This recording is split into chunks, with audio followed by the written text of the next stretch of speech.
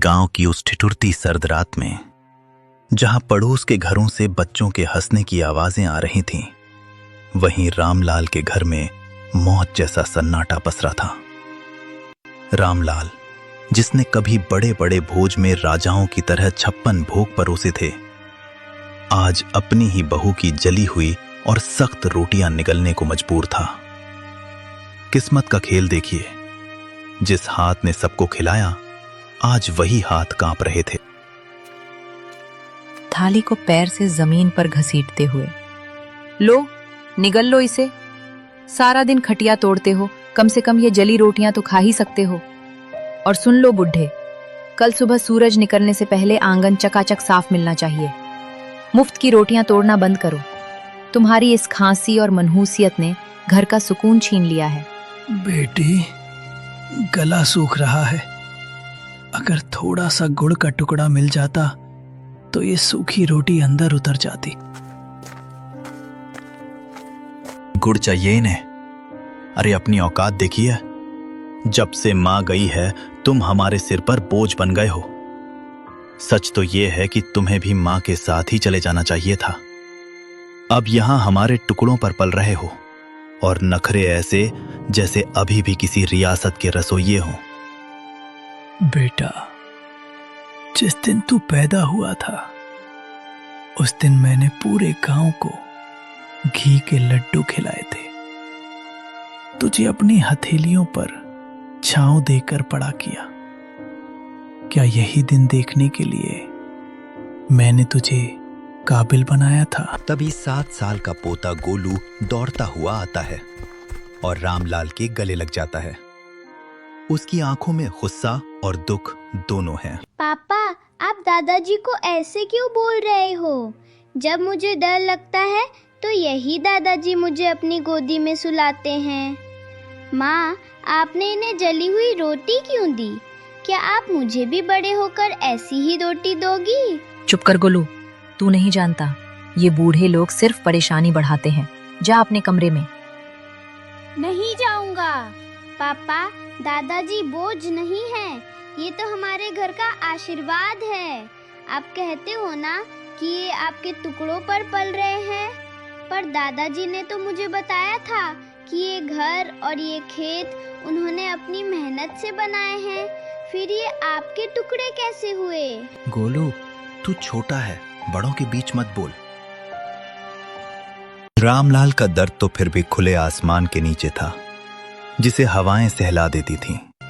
पर नेकी राम की सिसकियां उन 4 दीवारों के पीछे दम तोड़ रही थीं, जिन्हें उसने खुद अपने पसीने से सींचा था। उसका बेटा पवन और बहू शीला ने उसे घर के पीछे एक ऐसे स्टोर रूम में फेंक दिया था, जहां कबाड़ और मकड़ी के जालों के सिवा कुछ न था। उस अंधेरी कोठरी में नेकी राम का वजूद भी उस पुराने सामान जैसा हो गया था, जिसे अब कोई छूना नहीं चाहता। शीला, उफ, कितनी सड़ांध और बदबू आती है इस काल कोठरी से। पवन, कल इस बुढ़े के बर्तन एकदम अलग कर देना। मेरे बच्चों को सख्त हिदायत है कि इनके हाथ का छुआ पानी भी ना पिएं, कहीं कोई बीमारी ना लग जाए। और हाँ, आज इन्हें रात का खाना मत देना, सजा मिलनी चाहिए इन्हें। आज गलती से इन्होंने दीवान खाने के सोफे पर हाथ रख दिया था, सारा सोफा गंदा कर दिया। बेरहमी से कमरे के अंदर झांकते हुए, बिल्कुल सही कह रही हो शीला। पिताजी, आपकी वो पुरानी डायरी और वो टूटा हुआ चश्मा मैंने आज सुबह ही कूड़े के ढेर में फेंक दिया है। अब आपको पढ़ने लिखने की क्या जरूरत? आप बस इस अंधेरे कोने में पड़े रहिए और अपनी मौत का इंतजार कीजिए। हमारी जिंदगी में दखल देना बंद कर दो। बेटा पवन, अपनी जवानी की एक एक पाई जोड़कर मैंने ये आलीशान घर बनाया था, ताकि तू और तेरे बच्चे सुकून से रह सकें। आज उसी घर का एक कोना मुझे नसीब नहीं। आज मुझे ही तू कूड़ा कह रहा है। जिस चश्मे से मैं तुझे पढ़ते हुए देखता था, उसे ही फेंक दिया। तभी नेकीराम की 6 साल की पोती पिंकी चुपके से कमरे में दाखिल होती है। उसके हाथ में एक छोटी सी पानी की बोतल और अपनी टिफिन से बची सुनो जी, कब तक हम इस पुराने घर और बुढ़े की बीमारी में पैसा लुटाते रहेंगे? देखो, शहर में फ्लैट की कीमतें दिन ब दिन बढ़ती जा रही हैं। अगर आज ये जमीन हमारे नाम नहीं हुई तो कल को तुम्हारे भाई भी आकर हिस्सा मांगेंगे, फिर हमारे हाथ कुछ नहीं आएगा। अभी वक्त है, कुछ ऐसा करो कि बाबूजी खुद ही खुशी खुशी अंगूठा लगा दें। माया, तुम समझ क्यों नहीं रही हो? वो जमीन बाबूजी की जान है। उन्होंने अपनी पूरी जिंदगी की कमाई उसमें लगा दी है। वो कभी भी इसे छोड़ने के लिए तैयार नहीं होंगे। हर इंसान की कोई ना कोई कमजोरी होती है और बाबूजी की कमजोरी है तुम। अगर तुम चाहो तो सब मुमकिन है। प्यार से नहीं मानेंगे तो थोड़ा दिमाग लगाओ। लेकिन ये सब ठीक नहीं लग रहा। कहीं बाबूजी को पता चल गया तो? रे, कौन सा हम उनसे कुछ छीन रहे हैं? आखिरकार सब तुम्हारा ही तो है। बस थोड़ा जल्दी अपने नाम करवा रहे हैं। देखो, तुम 4 दिन उनकी खूब सेवा करो। दवा समय पर देना, खाना खुद खिलाना, उनके पास बैठकर बातें करना। उन्हें ऐसा लगे कि तुम ही उनका सबसे बड़ा सहारा हो। कल पूरी तरह पिघल जाए तो किसी दिन पेंशन या बैंक के बहाने कागज ले आना। कहना कि ये जरूरी कागज है, बस औपचारिकता है। वो बिना पढ़े ही तुम पर भरोसा करके अंगूठा लगा देंगे। सुनील, पता नहीं मैं सही कर रहा हूं या गलत, लेकिन अगर अभी कुछ नहीं किया तो आगे बहुत पछताना पड़ेगा।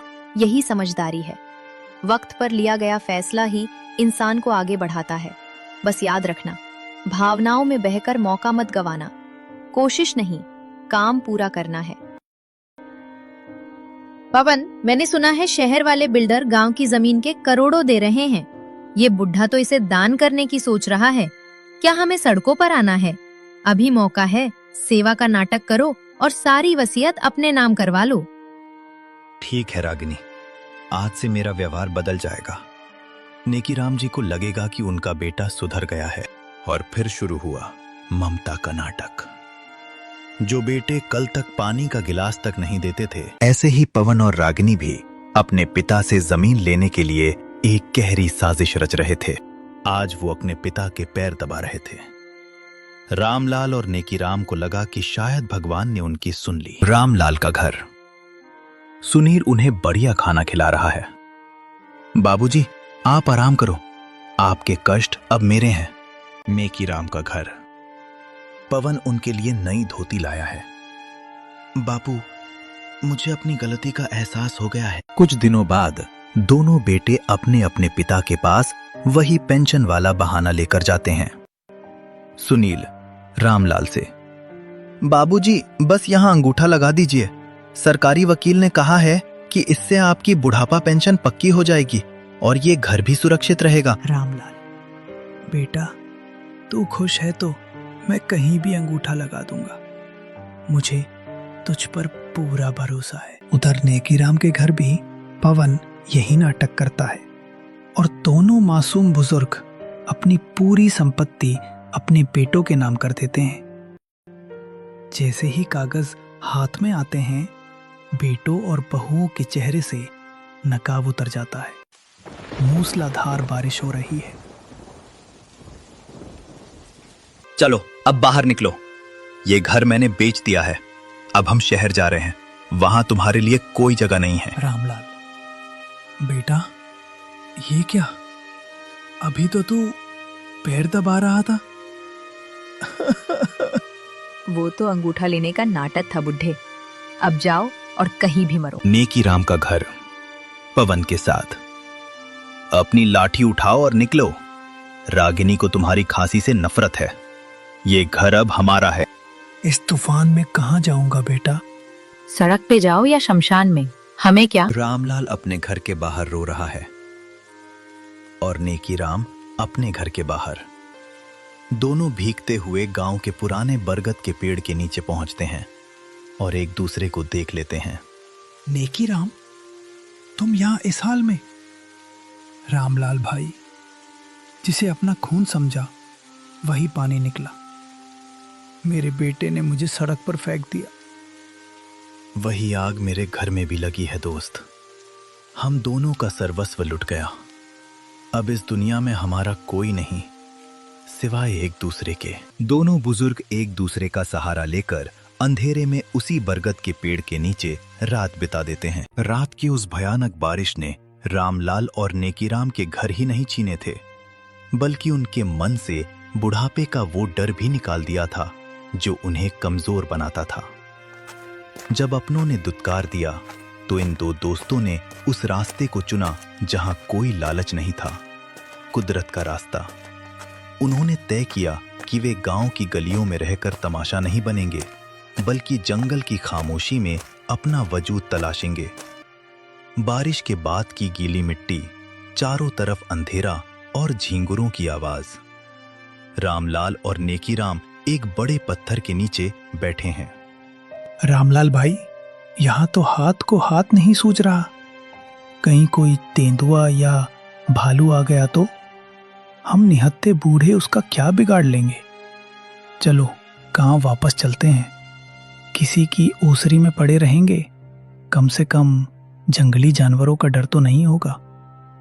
नेकीराम, उन 2 पैरों वाले जानवरों से तो ये 4 पैरों वाले जानवर लाख गुना बेहतर हैं। वो कम से कम धोखे से अंगूठा तो नहीं लगवाते। रही बात डर की, तो डर को अपनी लाठी बना लो। कल सुबह होते ही हम यहां अपना ठिकाना बनाएंगे।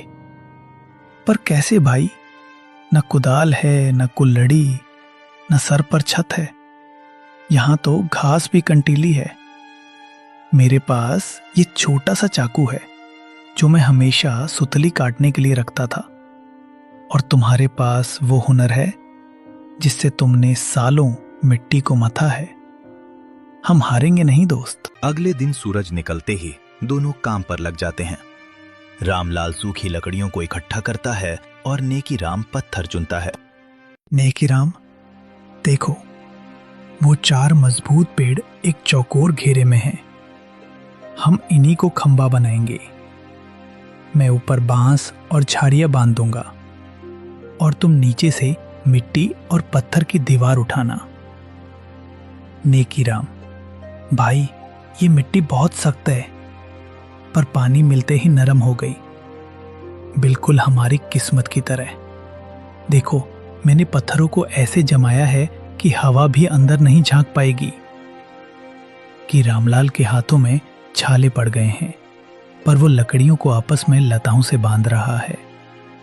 3 दिन की कड़ी मेहनत के बाद एक छोटी सी मजबूत झोपड़ी खड़ी हो जाती है। पहले दिन वे केवल जंगली बेर और कंदमूल खाकर गुजारा करते हैं। भाई, सिर्फ फलों से कब तक पेट भरेगा? शरीर में जान नहीं रहेगी तो काम कैसे करेंगे? धैर्य रखो। कल मैं गांव की सरहद तक गया था। वहां जो मंदिर का भंडार है, वहां सफाई हो रही थी। मैंने वहां से गिरे हुए कुछ सूखे बीज, लौकी, कद्दू, मिर्च और थोड़े से अनाज के दाने इकट्ठा किए हैं। लोग उन्हें कोड़ा समझ रहे थे, पर हमारे लिए ये सोना है। अरे वाह, पर यहां जमीन तो पथरीली है, बीज उगेंगे कैसे? रामलाल एक मजबूत लकड़ी को आगे से नुकीला करके हल जैसा बनाता है। दोनों मिलकर जमीन खोदते हैं।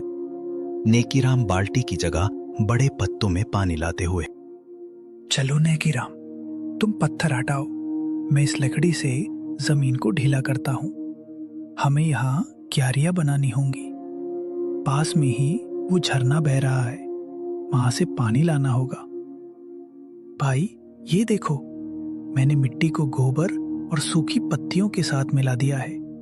अब ये बीज इसमें चैन से सोएंगे और कल लहलहाएंगे। सूरज, बारिश और उनकी मेहनत। धीरे धीरे छोटी छोटी कोपलें निकलने लगती हैं। रामलाल भाई, देखो देखो, हमारी मेहनत रंग लाई। छोटी सी लौकी बेल पर झूल रही है। सब्जियां तैयार हैं। रामलाल ने लकड़ी की एक टोकरी बनाई है और नेकीराम ने जंगल के बड़े पत्तों को सिलकर सुंदर पत्तल और दोने तैयार किए हैं। नेकीराम, आज हम ये ताजी सब्जियां और ये पत्तल लेकर बाजार जाएंगे। हम इन्हें साफ करके पत्तलों में सजाकर बेचेंगे। लोग प्लास्टिक और गंदी सब्जियों से तंग आ चुके हैं। उन्हें ये शुद्धता पसंद आएगी। हाँ भाई, और जो पैसा